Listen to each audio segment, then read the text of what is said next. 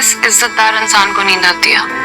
हम पुलिस वालों को तो आ जाती है, हम इज्जतदार नहीं है इसका मतलब। अगर हम ये कहते हैं कि पीर साहब की मौत गैर तबई थी तो फिर एक इन्वेस्टिगेशन शुरू हो जाएगी। रास्ता जितना भी मुश्किल हो, इंसान की नीयत अच्छी हो तो मंजिल तक पहुंच जाता। इस दवाई का लैब टेस्ट करवाना है। Lab test? जी, पीर साहब की गाड़ी से मिली है हमें। पाकिस्तान में सच का साथ देने का और बुराई के खिलाफ आवाज उठाने का अंजाम वही होता है जो कि अंजाम ताबीर का भी हो रहा है।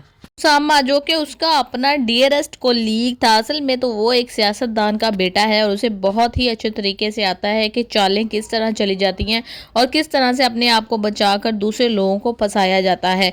तो उसने ताबीर को अब जो पेपर दिया है, ताबीर उस पर साइन करेगी और सारे वाक़े का इल्ज़ाम ताबीर के ऊपर आ जाएगा और इस तरह से ये जेल की चक्की पीसते पीसते बूढ़ी हो जाएगी। हैदर खान के लाख मना करने के बावजूद भी ताबीर को अभी तक अकल नहीं आ रही है। उसे इस तरह से लग रहा है कि नहीं, ये सही नहीं कह रहा है, इसका अपना पुलिस वाला माइंड है, जबकि वो बिल्कुल ठीक कह रहा है। जो भी उसके नक्शा बंदी वो कर रहा है मुस्तकबिल की, वो बिल्कुल सच्चाई पे मबनी है।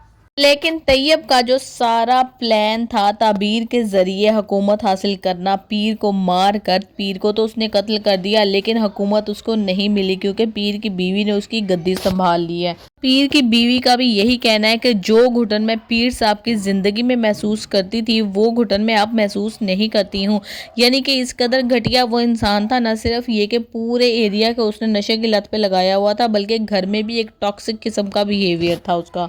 लेकिन तैयब जो है वो पीर की बीवी को और उसके भांजे को अभी बहुत ही ज़्यादा टफ टाइम देने वाला है क्योंकि उसने पीर को इसलिए नहीं मारा था कि उसकी बीवी गद्दी पर बैठ जाए, बल्कि वो इस गांव की हुकूमत लेना चाहता है, इस इलाके के लोगों को अपने काबू में तो वो पहले ही कर चुका है। तमाम गुंडे जो है ना वो उसके अराकीन है जो उसके लिए काम करते हैं और उसको बड़े अच्छे तरीके से पता है कि मैंने किस टाइम कौन सी गेम चलनी है। अब वो ताबीर के माँ बाप को इतना ज़्यादा डैमेज करेगा कि ताबीर को अब साइन करने पड़ेंगे, उसामा की बात माननी पड़ेगी और फिर भी वो बाहर